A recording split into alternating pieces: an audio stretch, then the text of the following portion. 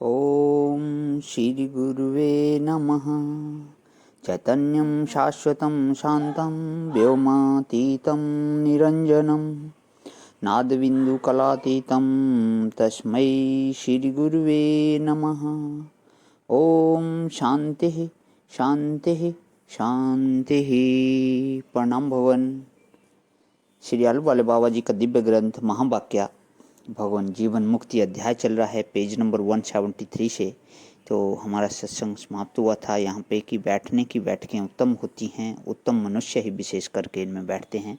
स्वामी जी दृष्टांत दे रहे थे रेलगाड़ी का कि जो भी रेलगाड़ी में बैठ जाएगा अगर एक बार, तो फिर वो अपने गंतव्य तक तो पहुँच ही जाएगा, चाहे वो फर्स्ट क्लास में बैठा हो, चाहे सेकंड क्लास में बैठा हो, चाहे थर्ड क्लास में बैठा हो।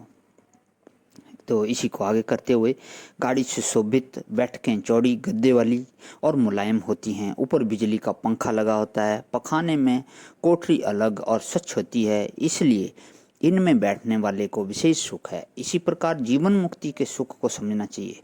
जीवन मुक्ति में मोक्ष का फल प्रत्यक्ष प्रतीत होता है। जीवन मुक्त मोक्ष के भाव से निरंकुश रहता है और कितने ही झगड़े होते हुए भी झगड़ों से अलिप्त और सुखी रहता है, सुख का अनुभव करता है।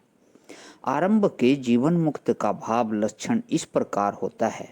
आरंभ में जीवन मुक्त को जगत बुरा लगता है, जगत के पदार्थों में उसका मन नहीं लगता, उसको पदार्थों में तिरस्कार होता है। ज्ञान प्राप्ति के निमित्त पूर्व में वैराग्य जो आभास किया गया था, उस वैराग्य ने अज्ञान की निवृत्ति रूप अपना कार्य कर दिया है।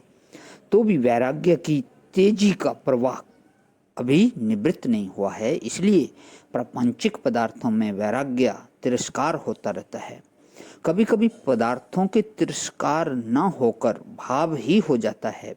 फिर जब ज्ञान का ख्याल आता है तब अपने राग को हटाता है।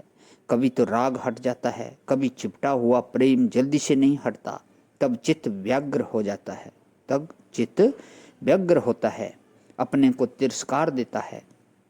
विषय का अंतर प्रेम न हटने से दुखी होता है, परंतु ऐसा कभी कभी ही होता है। विशेष करके तो आत्मबोध के प्रभाव से सुख आभास ही होता है। वैराग्य में भी उसको सुख मालूम होता है। जब बोध स्वरूप में लक्ष्य टिका हुआ होता है तब वह अति प्रसन्न होता है। उसकी आत्मभाव की वृत्ति आत्म प्रकाश को बारंबार छूती है। उस समय वह अपने को कृतार्थ समझता है, परंतु जब वृत्ति बहिर्मुखी होती है और विषयों की तरफ ध्यान जाता है तब दुखी होता है। कितने अच्छे अच्छे लक्षण दिखाए हुए हैं स्वामी जी ने, एक से एक। प्रपंच के सब पदार्थों में से उसका राग हट जाता है, परंतु स्थूल राग ही हटता है। इसलिए राग निवृत्ति की संपूर्ण प्रसन्नता नहीं होती। उसको जो प्रसन्नता होती है उस प्रसन्नता का विशेष अंश आत्म आभास में होता है। उसने अपने शुद्ध स्वरूप को जान लिया है तो भी वह उसमें थोड़े समय तक ही टिक सकता है। वह आभास के विकारों को छोड़कर मात्र आभास में ही टिकता हुआ मात्र आभास में ही टिकता है। बहुधा उसकी प्रवृत्ति की स्थूल क्रिया स्थूल राग सहित नहीं होती, परंतु अभी उसका सूक्ष्म राग का दबाव निवृत्त नहीं हुआ होता। उसको जो ब्रह्मानंद का आभास होता है वह स्थूलता को लिए हुए होता है। वह जगत को झूठा समझता है, परंतु व्यवहार में उद्विग्न होता है। बहुत सुंदर। वह जगत को झूठा समझता है परंतु व्यवहार में उद्विग्न होता है। जगत झूठा है ऐसा उसका वृत्ति प्रवाह अखंडित नहीं रहता। अभी उसकी जगत की दृष्टि गई हुई नहीं होती। प्रथम अज्ञान दशा में जगत के व्यवहार को सच्चा समझता था, अब झूठा समझने लगता है, तो भी जगत की तरफ से वृत्ति टूटती नहीं है। जगत की वृत्ति को तोड़ने का बारंबार यत्न करना पड़ता है। उसको आत्म लक्ष्य से आनंद और जगत भाव से दुख होता रहता है।